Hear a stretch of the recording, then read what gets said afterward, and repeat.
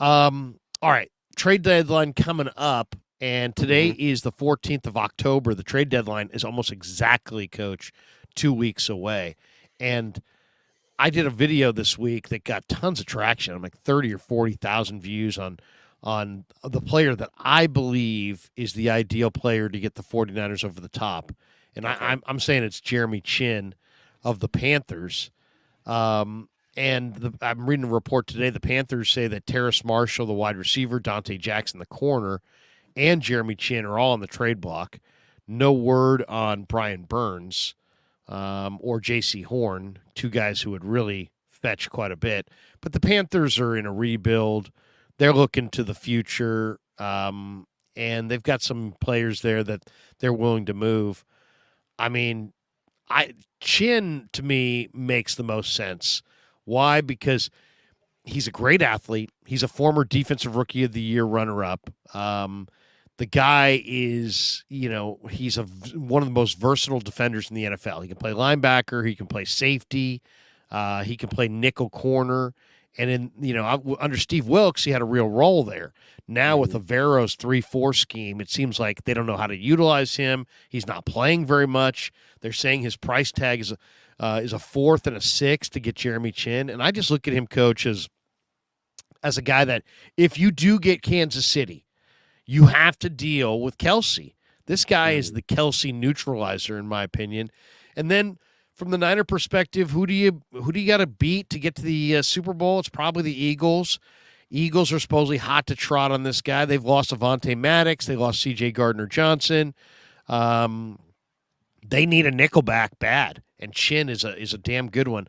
I love this addition. One, he doesn't make a lot of money, so you could still roll over all your cap. He's in the final Hmm. year of a rookie deal.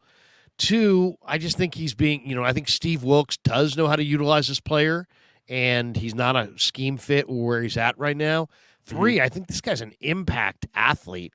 And then four, I mean, when you look at the ability to cover Kelsey and block him from going to Philadelphia, those are two huge gamesmanship steps if you can make that move. And then the other reason I really like it is look at the trade deadline. It's basically October 31st. So if you're going to go to the Super Bowl, you got to play all of November, all of December, and all of January after the trade deadline. So to me, it's like if you're looking for coverage to kind of cover you going forward, you don't know where the next injury's coming. It might come at linebacker. It might come in the secondary. It might come at safety. It might come at nickel corner. This guy at least gives you coverage in a bunch of different spots. And I know he hasn't, there's some people that don't think he's a great coverage player.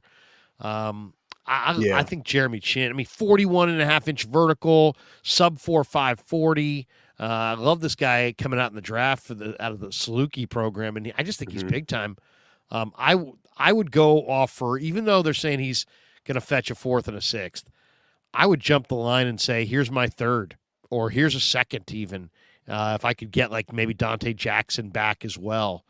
I would if I was John Lynch, I'd call Scott Fitterer, the GM of the Panthers, and make an aggressive offer, keep him from going to Philly, and then I just think that he's a guy that will allow you that I think Wilkes knows how to use, and I think he's a guy that kind of like McCaffrey. You traded for McCaffrey, and then you want him here long term.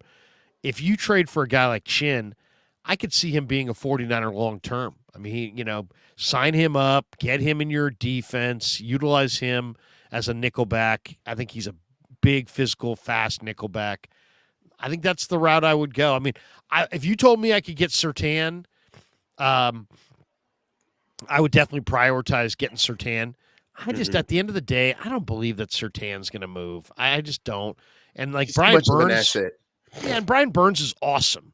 I'd love to have Brian Burns. I don't know that they're going to move players of that ilk, but the talk is Chinn's very much available.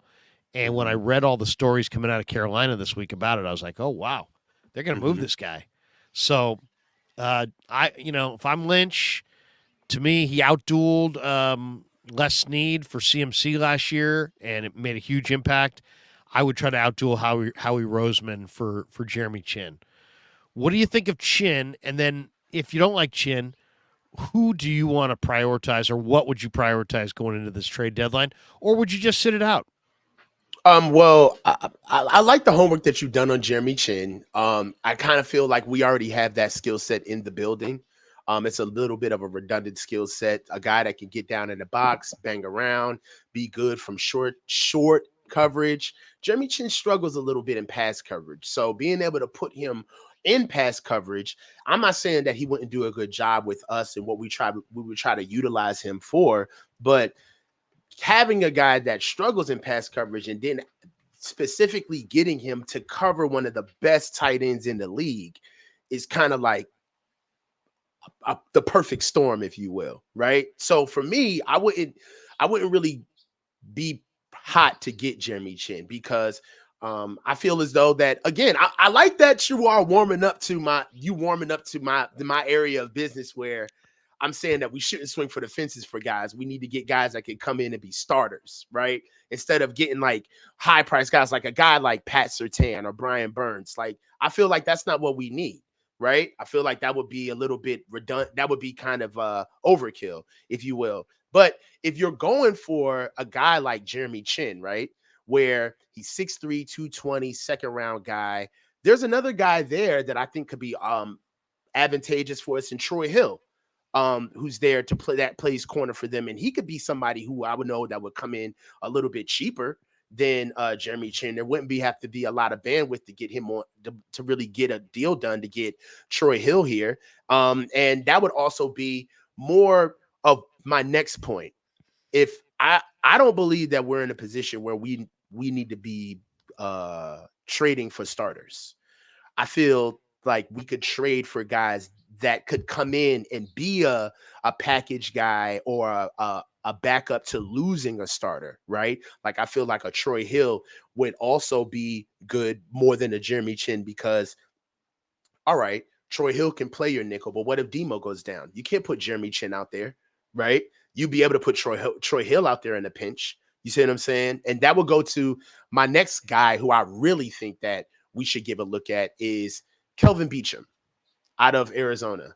I like Kelvin Beachum. They're not using him. He plays tackle for Arizona. He's an older guy. It would kind of be a situation where, yeah, you could look at him and say that he's ring chasing, but really, we're one Trent Williams injury down from our entire offensive line being drastically different. Not worse. I'm not going to say worse, but I am going to say worse. He's one of the best tackles in the league. If we lose Trent Williams, that's a big deal, right? Yeah, And well, you I can't feel like replace him. yeah, you can't. But bringing in a Kelvin Beachum would be able to help us out, especially if something happens along the way in the playoffs to Trent, or if something happens to Colton, right? So I would try to find another way how to strengthen that offensive line, especially at the places where we were worried about, which is tackle, right? It's so hard to get offensive linemen. DBs are kind of out there, but if you think you want something where we can be able to solidify what's going to carry us throughout the year, I think like a Kelvin Beachum will be good for us. I think a Troy Hill would be good for us. Also, another sneaky good corner that would do good for us is Andrew Booth out of Minnesota. I really like Andrew Booth, where he could come in and kind of give us.